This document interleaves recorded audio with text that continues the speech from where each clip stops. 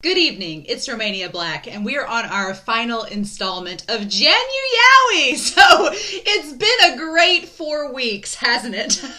We had Fake, and we had Winter Cicada, which were two very classy, well-done BL series that were yaoi, had spicy moments, and tenderness, and genuine emotion, and then we had Sex Pistols, and it went off the rails, but in a good way! I honestly think out of all the reactions I've ever done for this channel, Sex Pistols and Love Pistols may be one of my favorites that I've ever watched. So, I don't know. I might in the future have to have like a March Madness or some kind of like segment where y'all recommend me something that's just batshit bonkers to react to. Like just an OVA or something that's just ridiculous. And we can just laugh and have a good time with it. Because that was a lot of fun. I really liked reacting to Love Pistols and Sex Pistols. But for this final installment, when I was coming up with JanuYaoi, I wanted to do 3 reactions. And then for the final one, I wanted to talk about a modern yaoi mangaka. Somebody that I've been reading that I really, really like their work so far.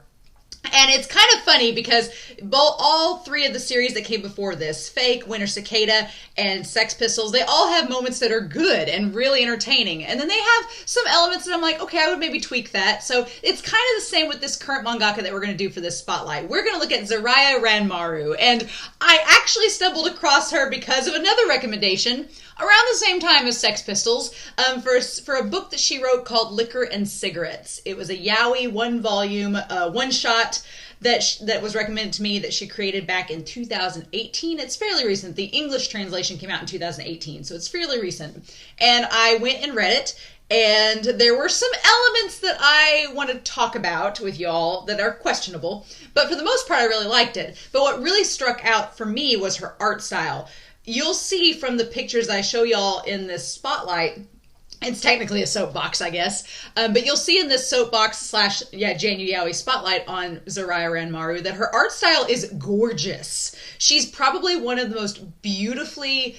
Her stories are probably one of the most beautifully illustrated yaoi series that I've read so far, and I'm not exaggerating. Her artwork is stunning, it's gorgeous, the expressions are really good, and there's 4 stories in particular we're going to talk about in this that are her 4 most complete works. But overall, she's a very, very good author. I couldn't find a lot online about her. I tried to find like a wiki page or a biography or something. There's not really much that's been translated into English. However, she does have a Twitter account, so I'm going to link that down below because I do follow her on Twitter because mainly there are 2 of her series that I'm going to talk about that I am actively following and I want to keep up with, especially one. One is really good and I highly recommend it. So, for our inaugural JanuYaoi, I've got my notes pulled up here to look off of because I wrote like 8 pages of notes for this. But we're going to talk about Zariya Ranmaru and her stories for this final session of JanuYaoi. So, first and foremost, let's get something out of the way. This is smut. Zariya Ranmaru, she ain't messing around. Let's say first and foremost, if you were looking for an entry into the BL yaoi world, if you were wanting to start into the yaoi world and you wanted like a gateway manga, this ain't it. Because she goes balls to the walls with just how graphic the sexual content gets. It's fine. It's spicy. It's great. We're going to talk about it. But if this is your first yaoi series, Zariya Ranmaru is not the author to start with. I would start with Fake.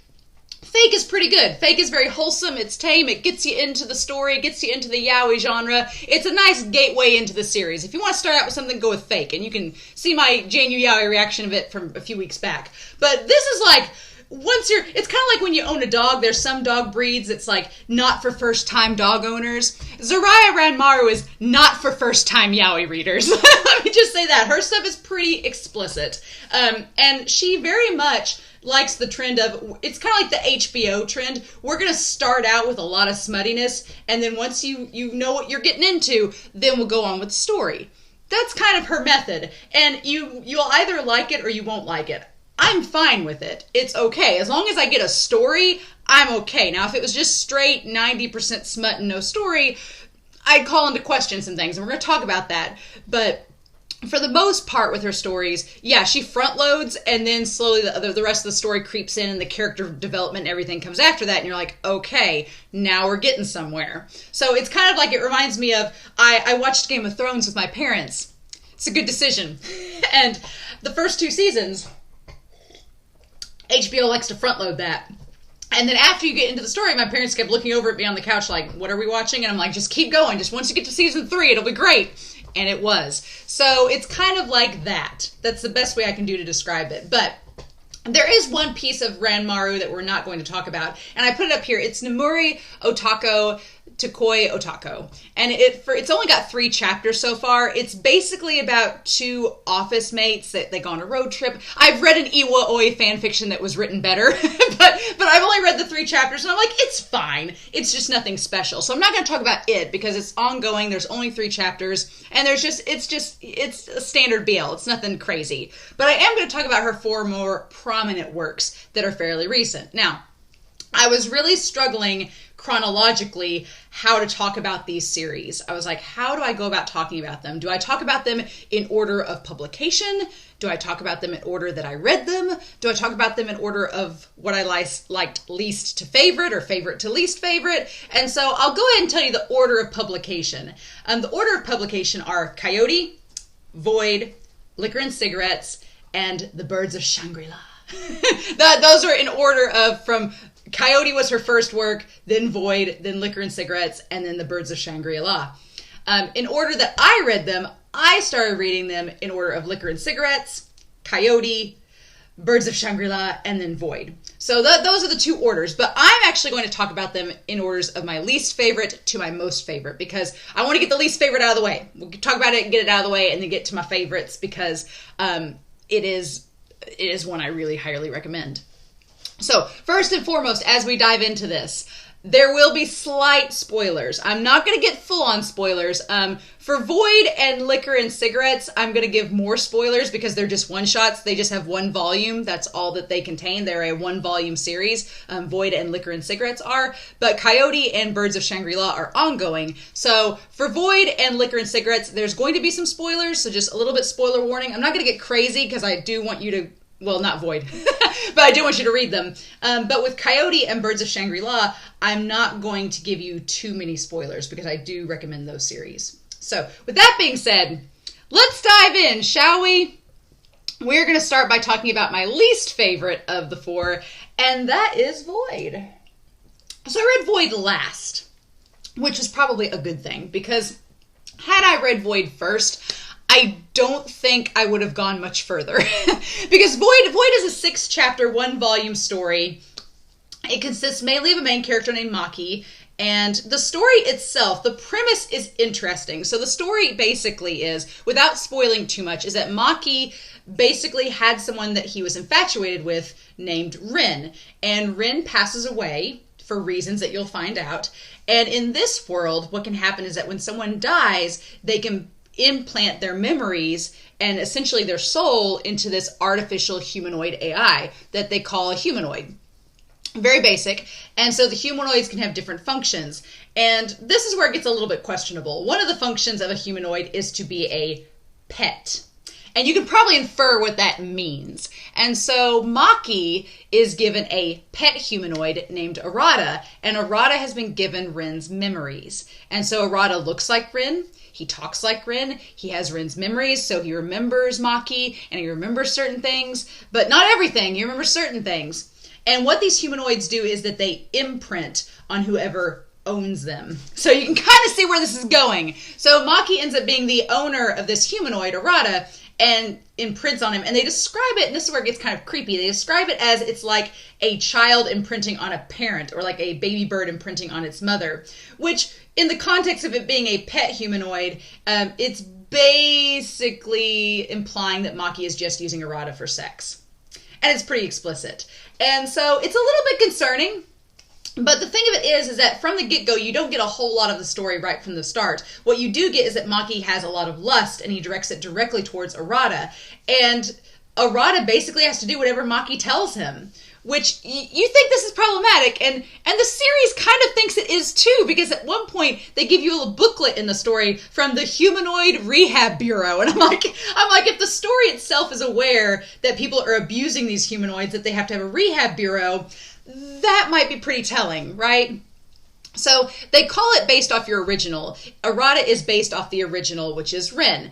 And so we don't know why at first, but Maki is exceptionally cruel to Arata at the start of this story. Exceptionally cruel, doing sexual acts that actually harm Arata, and they're not consensual at all. No, Arata only has to do it because he's imprinted onto Maki and he doesn't have a choice.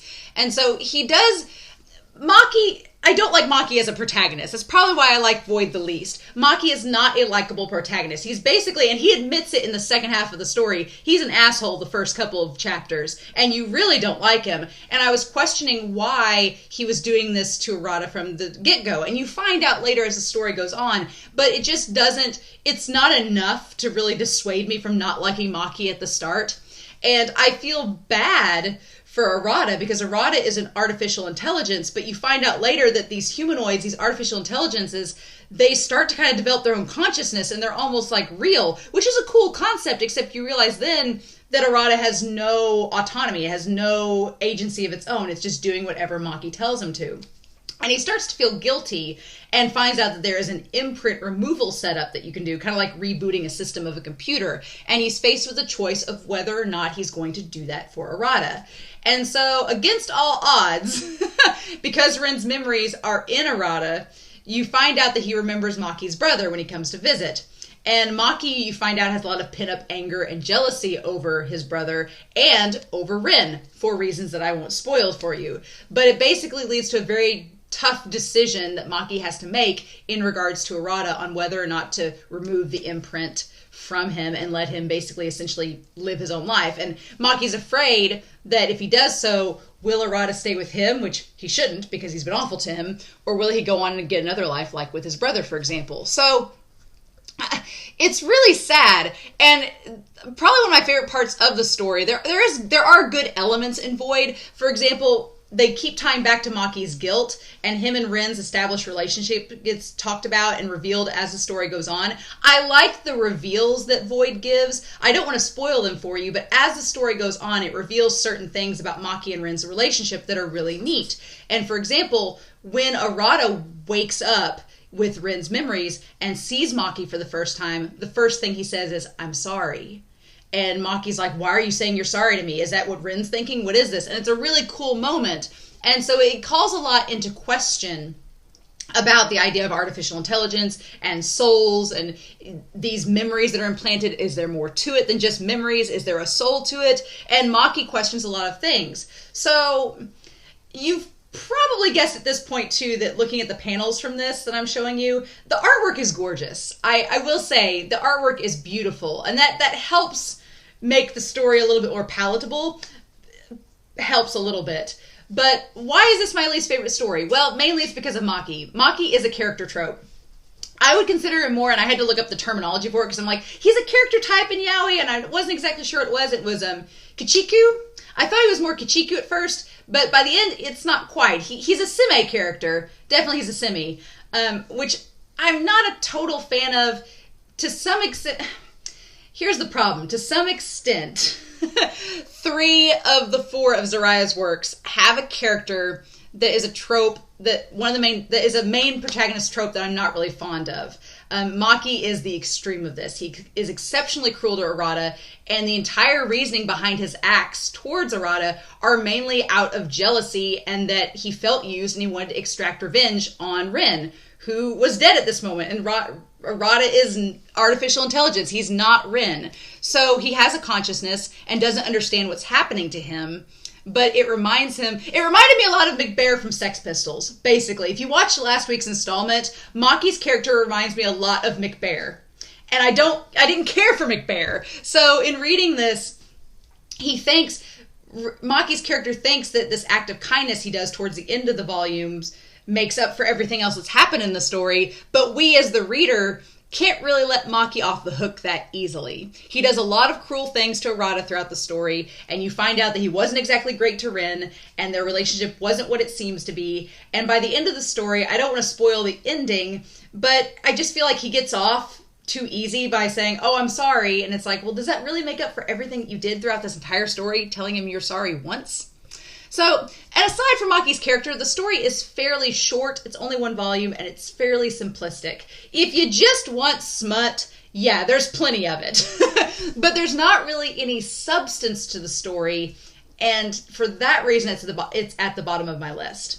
I can't quite say that I recommend it, but you can look at it if you're curious, but just be warned that I don't think it's great. So if you're just wanting to experiment and check it out, sure, but I would not honestly recommend Void. So the next entry on my list, entries number 3 and number 2, I had some question about because it was really hard for me to pick between number 2 and number 3. I like both of them for different reasons. I have issues with them for different reasons. So I didn't know which one to go with for number 3, but I decided to go with one of the more ongoing series for number 3, mainly because I can talk about number 2 a little bit more. But number 3 is Coyote. This next entry on the list is one that I actually read. It was a second installment that I read. And it's funny because we talk about Sex Pistols. It's about werewolves. Coyote is about werewolves. But luckily, there's no ABO or weird heavy seeds, mer people, no zany bonkersness. It is a straight up werewolf story. If you've ever watched the series Underworld before, it reminds me a lot of Underworld. Just it's got a gothic noir tone to it, which I like. And it's a little bit more palatable. It's not crazy ABO stuff like you would think with werewolves. It's very much generic werewolf story, which I like, but it's in like a BL format. So let's talk about Coyote. The next story is the second Zariya Ranmaru story that I read, and I was honestly drawn to it because of the art style. That was really the thing that drew me in first. Before I even knew it was about werewolves, the art cover, everything, the art style, the images I'm showing you all, they drew me in instantly because of how good Ranmaru draws these characters. They look wonderful. So there are similarities between Maki and the main protagonists of the story. Well, he goes by Marlene at the start of the story. You find out things about Marlene as it goes. Like I said, I don't want to spoil the story very much because it's pretty good. But this second entry only has 3 volumes so far, but it's got a lot of good mystery to it, and it has enough to where I'm hooked on it and I want to find out more with the story. So this is going to be a little bit more bare bones in this second entry about the story because I actually want you to go out and read it because it's pretty good. But I've noticed with Ranmaru's earlier works that she likes to punch up the smut early on and then get with the story later. And this is no exception. There's a lot of smut early on in Coyote. And then after you get through like the first couple chapters, then the story starts picking up and you're like, oh, okay, there's more to it than just this. Awesome. But we need to start talking about Marlene and the fact that this is a werewolf story. So yes, it is a werewolf story. There's no ABO stuff. It's just straight up. It reminds me a lot of Underworld and that movie, if you've ever watched it with Kate Beckinsale. Like, they have all the leather suits and stuff. It kind of has that same vibe where the werewolves are marginalized and they're kind of hidden from society, but they're like hidden in plain sight. Like, they're walking around all the people, but you don't know they're werewolves until there's attack or whatever. But the story follows Coyote, who is nicknamed Lily by this guy named Marlene. And Marlene doesn't know Coyote's real name, so he just calls him Lily as a nickname, and it sticks. And there are 2 guys that basically meet at a bar. Marlene's playing the piano, and Lily is just a patron that kind of is wooed by his music playing, and Marlene falls in love with Lily. Okay, seems simple enough. And then as the story starts going on, Marlene realizes that Lily is a werewolf. And Marlene is not a werewolf, so it's like our star-crossed lovers, and lots of stuff gets revealed. Marlene is not just what he seems, and Lily is not what he seems either. And so Marlene becomes entangled up in Lily's world and the werewolf culture and everything going on with it, and there's lots of mystery. There's like some crime noir feel to it. It's like, very Romeo and Juliet-esque, kind of in a way, between these 2 characters. Sprinkled in with lots of smut, so there you go. But I will say that at first I did not care for Marlene's character at all. He reminds me a lot of Maki. These first 3 installments, you will notice that one of the main protagonists, they all look kind of similar. They have long hair. It's usually kind of wavy. In the first 2 volumes, it's kind of light. And in Liquor and Cigarettes, it's dark. And they have very similar face shapes. They look very similar, the first 3 protagonists of the series I'm talking about. And they all kind of have the same personality. And I don't like it. That's the one criticism I have against the first 3 entries in this, is that the main characters all kind of have this forceful semi-character that, now Marlene doesn't quite force himself upon Lily, but it's not far off. He does some questionable things where he's like, oh, I don't have my hands on you, but I have my hands on you, sort of situation. Right. What I really like, though, that Zariya Ranmaru does is her uke characters, which is her sassy uke characters. Lily, I love Lily. He is very sassy. He's not quite as sassy as the next two entries that I'm going to talk about, but as soon as I saw Lily, I was like, I like this character. I like him. He's our uke or bottom character, and he's our werewolf, and I really like him. He's very sensitive. He's very questionable in terms of how Marlene's treating him. He just wants to do his job. He's very loyal and relies a lot on his family, and you find stuff out about Lily as the story goes on that makes him a very likable and relatable character, which is really cool. And I will argue for Marlene that he does grow as a character as the series goes on. I didn't like Marlene at all the first couple chapters, and I almost stopped reading because I was like, is Marlene really going to be like this the whole story? But he does grow and develop as the story goes on, and you find out some reasons for his actions that do justify it. Unlike Maki and Void, Maki's actions and Void's don't really get a justification. He just does things and he's like, sorry, and you're like, that wasn't good enough. But with Coyote, you find out some reasons behind Marlene's actions that make them make more sense. And then you're like, oh, okay, this is why you're acting the way that you're acting. Cool. Got it. And so basically, it's a very underworld-style plot in that Kiefer, who is the head werewolf, has a vendetta against the Galliard family, who is this family of werewolf hunters. Y'all know where this is going. So it's I like the storyline a lot. It's very fun. I like Kiefer a lot as a main character. There's more to him than meets the eye, and currently, as the story is only in its third volume, we start to find out there's little things with Kiefer's character as the story goes. He's the leader of the wolf pack, and he's also kind of a surrogate father figure to Lily. So you find out some things about him that are interesting, and there's a lot of mystery that's left unexplained. And he's a character that he's really cool, and Ranmaru likes to draw him in like this big brooding, like he's a giant werewolf, so he's big and brooding and towering, and the line work on him is slightly different. It's very cool. There's some cool symbolism with the werewolves and some imagery that ties into that symbolism that's really well done throughout the story. But like I said, Marlene grows as a character, and he kind of becomes the fish out of water because he opts to go actually into the world of the werewolves, chasing after Lily. And so you kind of get to see the werewolf culture, and it's an interesting symbolism of like a marginalized group because these are werewolves trying to blend into society, but they're also slightly oppressed or marginalized. And so it's kind of, there's a commentary about that. And one of the characters, Nolan, who I really like, has a trait about him that he can't hide from society. And when he reveals that to Marlene, he has a very cool conversation with him about what it means to be a werewolf in this society and how... And Marlene makes the comment at one point in the story, he's like, well, why don't you guys just go off in the mountains or something? And the character Nolan's like, well, then we're not living. We're still people.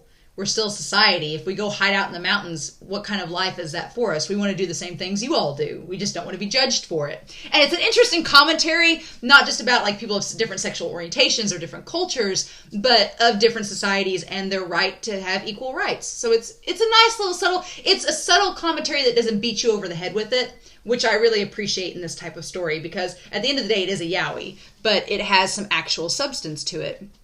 And then, of course, there's the concept of true love and soulmates. But this story does a very interesting thing with that commentary. There's a character called Herma in there, and she's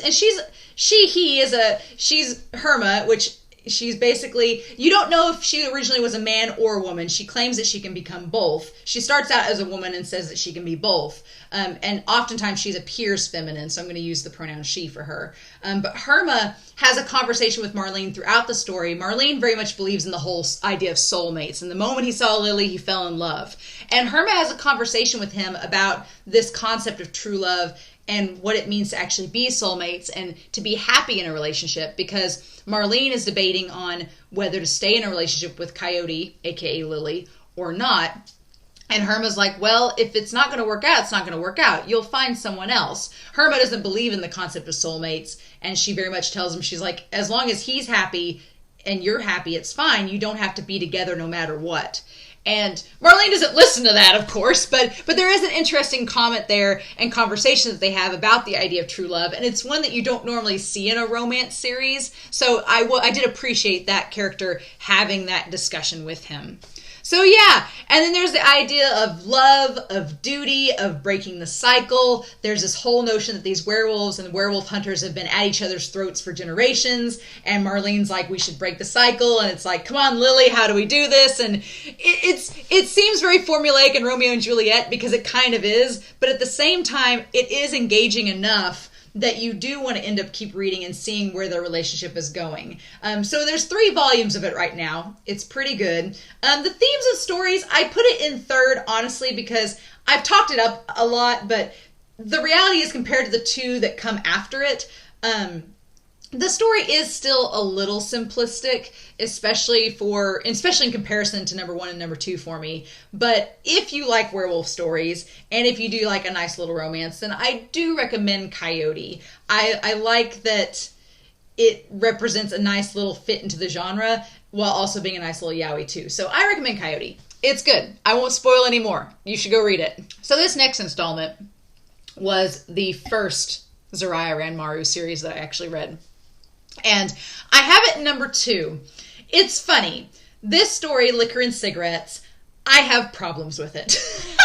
I have problems with it, but then I like it too. I've probably, other than my number 1 choice on here, I've read it more than Coyote, and I've read it more than, obviously, Void. I only read Void like twice, and I was like, no. I read it once, and I read it for this. And then Coyote I've read a few times, and Liquor and Cigarettes I've read a few times too. But it's a self-contained story. It's 1 volume. It's a self-contained story about 2 young men who are running their parents' shop. One is Theo, and I love Theo. We'll talk about him. Theo runs a liquor store, and right across the street, Camillo runs a tobacco shop, and they have their apartments upstairs above the shops. Like you do.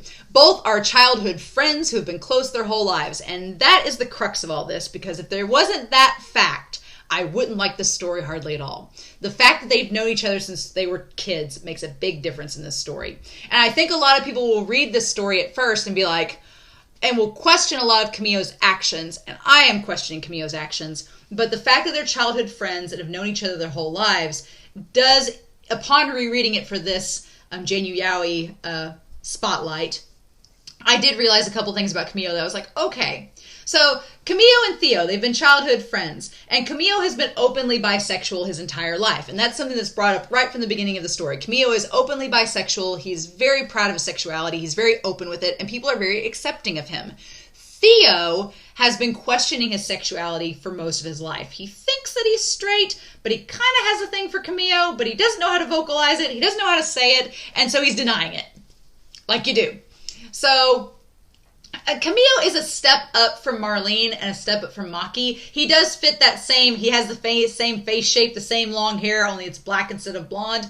He is similar. He's more laid back, but Camillo's character has still that same uncomfortable nature around him, especially when he's putting the moves on Theo, which we'll talk about. But Theo, I love him. I love him. Our tan boy with our bleach blonde hair. He's very much like the protagonist of the next story I'm going to talk about, but we'll get to that. But I love Theo. He's trying to come to grips with his sexuality and the fact that he might like Camillo and that he has maybe loved him for quite some time. He just hasn't known how to vocalize it. And so he's not sure if it's just Camillo that he likes or if he's gay or bisexual. He can't decide. So it's established he's unsure about all of that. And it's also established he has a high intolerance to alcohol. He is a lightweight.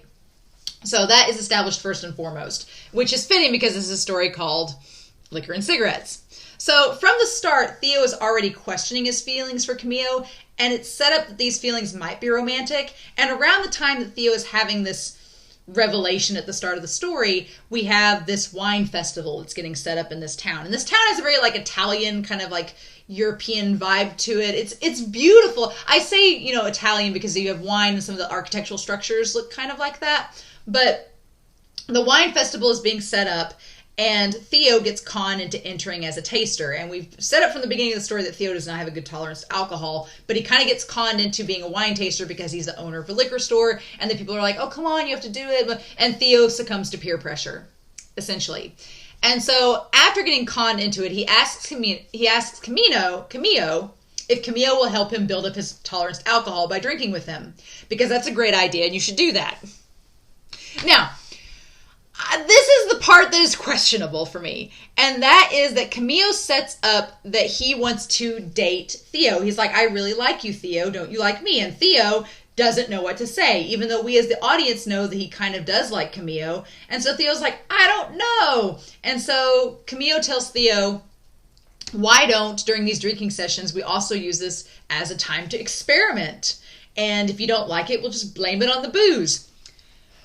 Don't do that. Don't do that. This is the questionable part about the story, and this is probably the hardest hurdle to get around, is this whole idea. It's like a damn 90s rom-com. You know, in She's All That, where they make the bet about the main girl, and in your head as the audience, you're like, that's stupid. You shouldn't do that. No one does that in real life. In this story, the whole idea of them messing around while they're drunk, it's stupid. You shouldn't do that in real life. But here we are. So if you can get around that, then this story is okay. Now, the one aspect that I don't like about these sessions, so they have different sessions where they're trying to build up Theo's alcohol tolerance and they're drinking together. And when Theo gets drunk, he makes out with Camillo, and occasionally it gets beyond that. Now, this is one aspect I don't like with these sessions, and that is the idea that while Theo is drunk, and at times it looks like Camillo is taking advantage of him, which is not cool. Now, there are some moments throughout the story where Theo appears to be in control. There are times throughout the series, throughout the chapters, where Theo appears to be in control. He knows what he's doing. Even though he's intoxicated, he is in full control of the situation. But there are other times where he's like passed out and Camillo wakes him up by like fingering him, and you're like, no, stop doing that. That's not right. And initiates actions while Theo's not aware. And it's like, nope, that's a big negatory. That's not right. Don't like that at all.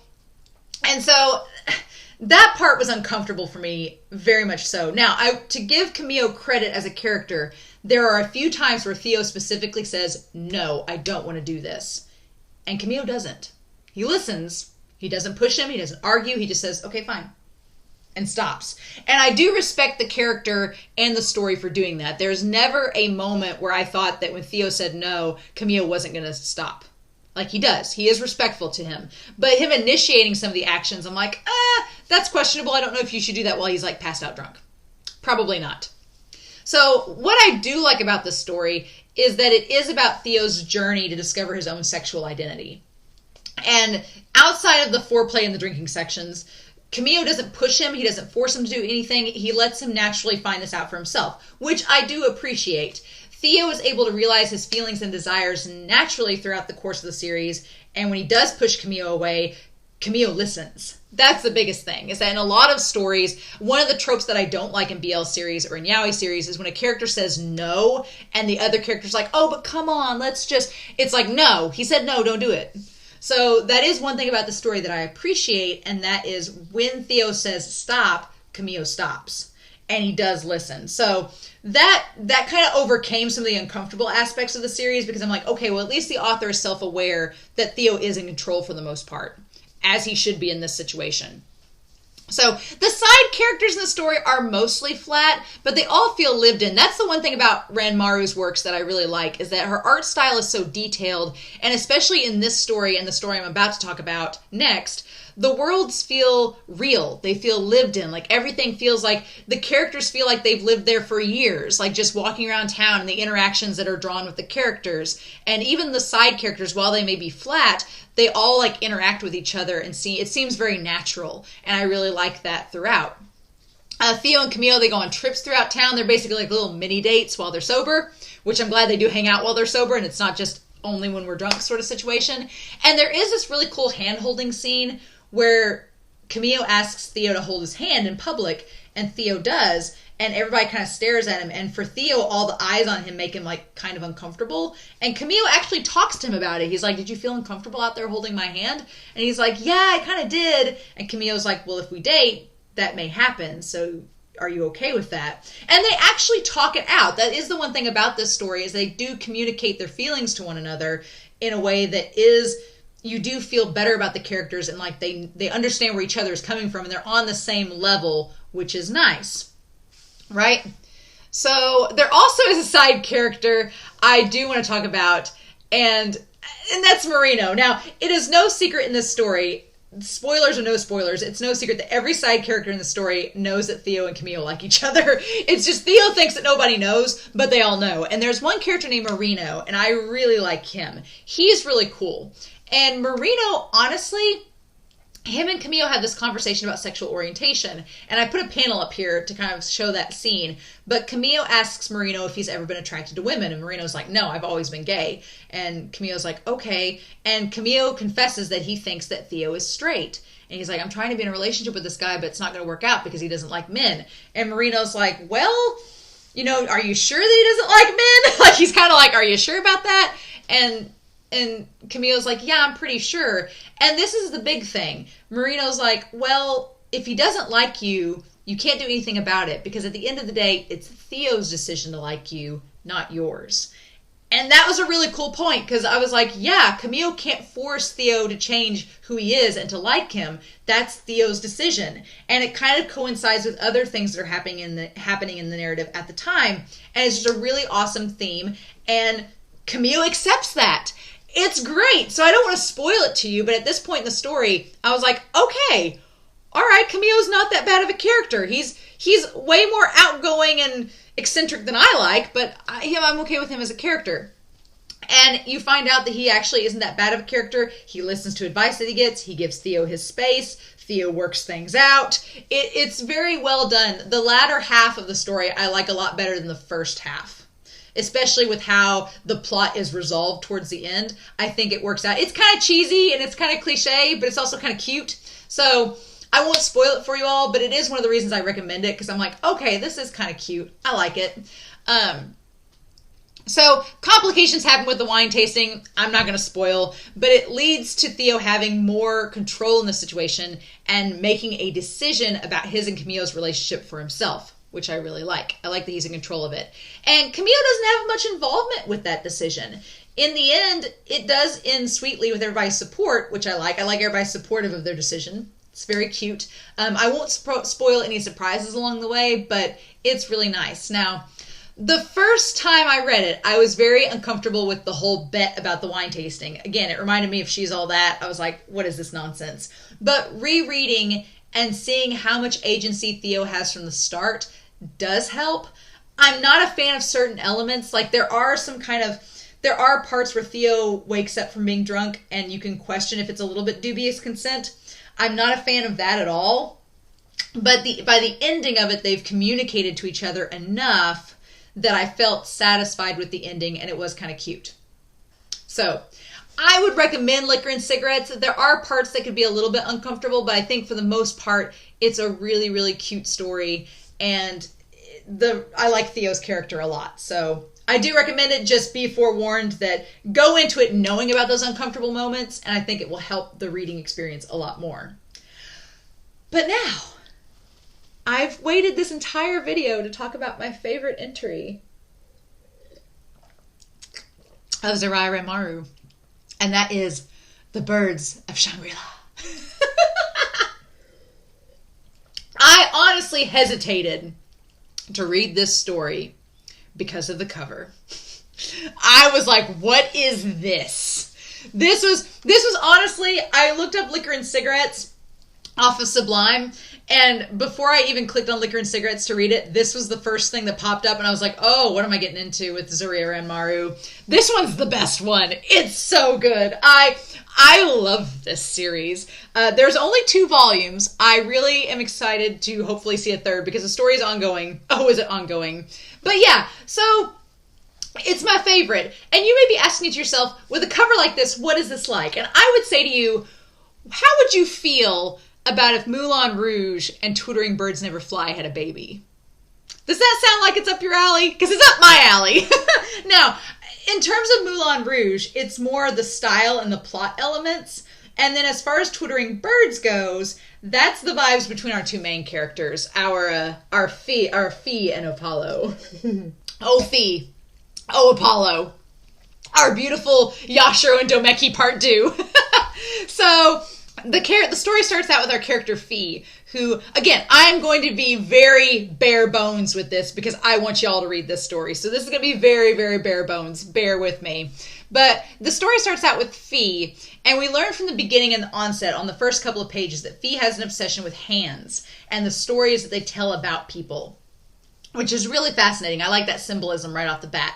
But you'll notice from these panels that I'm showing you all, this is Ranmaru's best work. It is stunning. The colors, the line work, the details, it's absolutely gorgeous. Like, I could stare at some of these pages for hours. It's like the Tom Haverford meme from Parks and Rec where he's like, I've stared at this for 5 hours. I could with some of these panels because they're absolutely beautiful.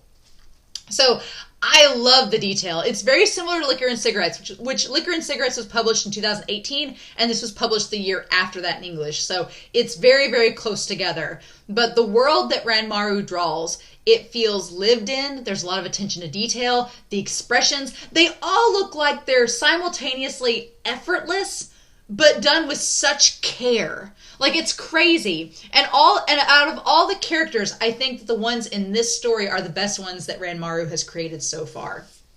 So, Fee. Let's talk about Fee. Fee is like if Theo from Liquor and Cigarettes met Yashiro from Twittering Birds Never Fly, if you can imagine. He's one of the more popular birds of Shangri-La. So Shangri-La is a male brothel that's on a secluded island that was opened up by a billionaire philanthropist. Like you do.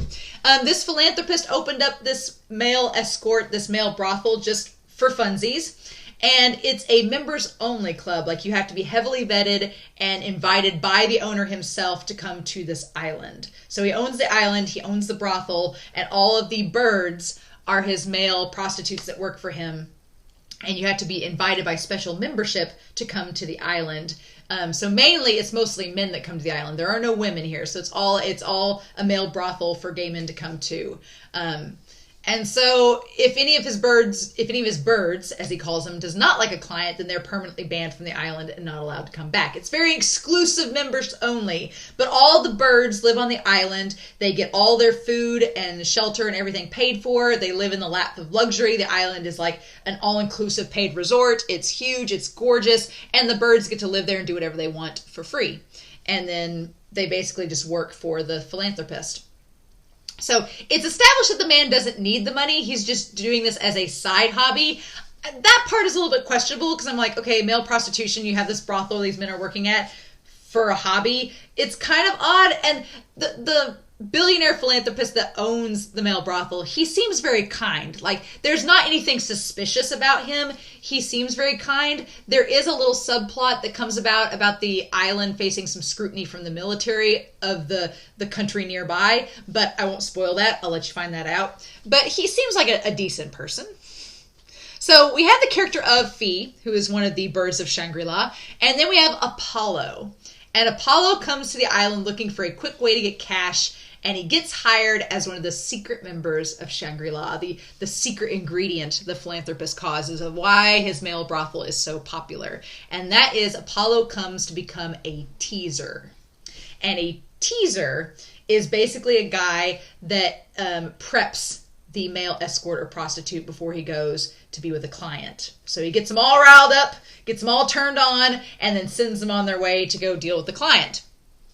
So he's assigned to Fee as his trainer to train him on how to be a teaser, of course. And Apollo is a lot like Domeki from Twittering Birds on the outset, but the more you get to know him, he's a lot more vulnerable and he's more vocal. And I can't believe I'm saying this, but I may like Apollo's character more than Domeki, which is crazy, right? Because I love Domeki, but I may like Apollo more. Maybe. But there are 3 rules established in Shangri-La, okay? This place only has 3 rules, and teasers have to follow these 3 rules no matter what. They can basically, their job is to tease the birds, so they're supposed to get them all prepped and ready to go screw a guy that's the client. So they get them all riled up and turned on and everything, but they're not allowed to bring a bird to climax. They're not allowed to have intercourse, and they can't fall in love. 3 rules that surely won't be broken by our 2 main protagonists, right? Right? No climaxing, no intercourse, no falling in love. Simple as it is, right? It's very, very, very simple. So it's established, though, that on the island, the teasers that are hired, they can have relationships with themselves because they're not prostitutes at all. They're just there as a job. So a lot of the guys that are working as teasers on the island, they have relationships with one another, just not with the birds. But Apollo is straight, so he doesn't have a relationship with anybody on the island yet. So the story setting in a male brothel, it's kind of a clever way for Ranmaru to just get the sexual content out of the way, to like just get the smut out of the way, because there's just, when you first start the story, there's just smut everywhere. You walk into the brothel and it's like, the first time you meet Fee, he's in a threesome, and you're like, okay. Or there's a threesome and it becomes a foursome when he joins in. It's like, okay. And that's the first scene you get with him. So easy does it, right? Just get the hard stuff out of the way right away. But the series uses the brothel to its advantage. So you kind of get desensitized to all of the sex that happens early on. And it allows the story to, ironically enough, take place at a much more natural rate, and allows you to focus more on the characters once you get all the smut stuff out of the way, like in the first couple chapters. It's very similar to how Yashiro, his whole character in Twittering Birds, is tied to sex specifically. So you get that kind of right off the bat, and then what's left is that you have to develop Yashiro's character. It's kind of like that with Fee. I can't show you any of those scenes, but you'll see when you read the story. Both Apollo and Fee, they seem like characters with very straightforward personalities. Fee seems like this diva with a hot-headed personality that's the princess of Shangri-La, and Apollo seems like the very stern and stoic, straight-laced character. But when Fee teases Apollo that he might have actually killed someone, this gets Apollo's attention, and they start to get to know each other because of the mystery surrounding that statement that Fee makes to him. Now, without spoiling, you find out that Fee's whole statement about killing a man is actually more like incidental and accidental. It's not really Fee's fault.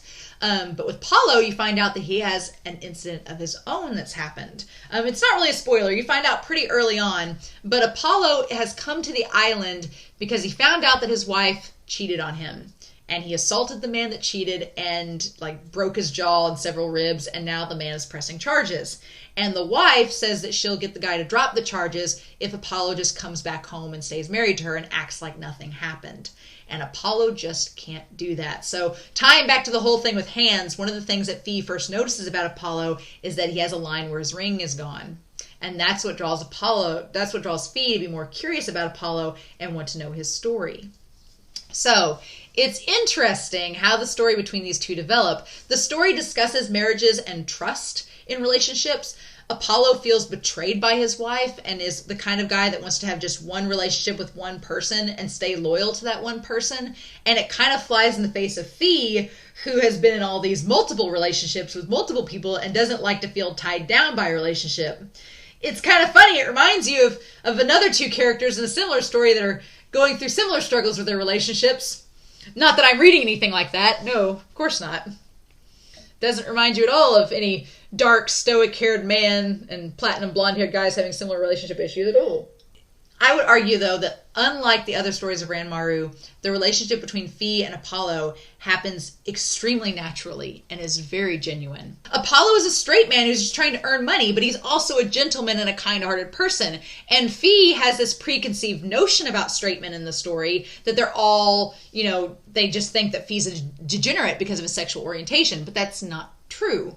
And so Fee, when he first meets Apollo, likes to tease him as his teaser in training, and he wants to get a rise out of him and provoke him, and he's surprised when Apollo turns out to be a nice person despite being a straight guy working at this place. He thinks that Apollo's just there to make a joke out of it, and he's not. He has a reason that he's there. This further gets explored when Apollo's friend, who is now his divorce lawyer, Douglas, comes to visit the island, and him and Fee have a conversation, and Douglas points out that Apollo is not exactly what Fee thinks he is, and that this kind of stoic act that Apollo is putting on is just because he's struggling with depression and exhaustion from his divorce. And this gets Fee's attention because, as you come to find out, Fee's gone through a considerable amount of trauma on his own front. So it allows the two to kind of find a commonality in which to build their relationship off of. So the two slowly open up to one another as Apollo does his job, and the two really start to see each other in a more intimate setting. And I will argue that Volume 2, it is a great expansion of Volume 1. I love Volume 2 even more. And look at the cover! The cover with Apollo, very Domeki vibes. I'm loving it. I love the volume cover. It's a lot less provocative than the first one, but it's just as beautiful. I love it. But it kicks up the plot. Fee has a mysterious stalker that has a tie to his past that I'm not going to spoil for you. And I'm not going to give away any more of the plot because I genuinely think that you should check out this story.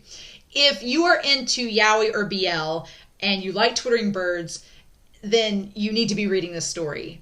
All I will say is that by the end of volume 2, those 3 rules that I said at the very beginning of this, those 3 rules, yeah, one of them gets broken by the end of volume 2, and another one looks like it might be broken very soon. So it's very exciting. I definitely am addicted to this last story, The Birds of Shangri-La. I'm very addicted to it. The second volume ends like on such a good note. I highly recommend this story, the first 2 volumes. It's really, really good. I'm addicted to it. There's an audio drama out there. I found it online where someone had the audio drama, and I've done similar to Twittering Birds. I'll pull up the audio drama and I'll have the manga beside me. And even though the manga is in English and the audio drama is in Japanese, the sounds match up. You get what they're saying. You get what they're saying and the inflection. So I highly recommend it. It's a lot of fun. So of Zariya Ranmaru's stories, of the 4 that I talked to you all about, I cannot say that I recommend Void.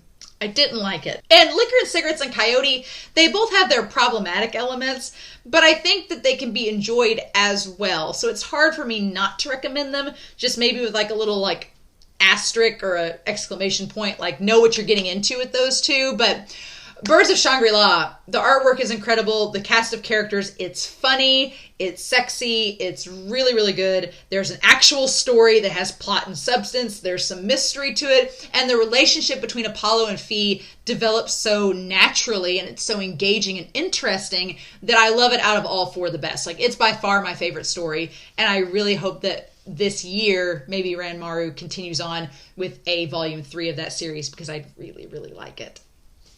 So, with that being said, that wraps up JanuYaoi. I can't believe we made it. We made it through the inaugural JanuYaoi. So, these 4 weeks have been a lot of fun. They were a lot of work to put together, but I really, really enjoyed it. And so, I'm hoping, I don't want to wait until next January to do more yaoi stories. So I'm hoping throughout the year that I get the opportunity to react to a few more yaoi series, or at least talk about them in a 10 under 10 or a spotlight video or soapbox, whatever. But we definitely will do JanuYaoi next year, for sure. But in the meantime, I'm hoping to maybe do some more yaoi and BL reactions throughout the year, just sprinkled through, and then I'll still be reacting to Twittering Birds Never Fly as it comes out. And I'm starting a new kind of BL series very soon as well on this channel. So I'll talk about that with Link Click. But in the meantime, I hope you enjoyed this JanuYaoi. I'm excited to know if you have any recommendations of OVAs or short series for BL series that you'd like to recommend. Please comment down below and I'd be happy to add them to my list. But I hope you all enjoyed JanuYaoi. It was a lot of fun. And I hope you all have a wonderful week. Please stay safe, take care, and yeah, I'll be back soon to talk about more yaoi with y'all. Cheers.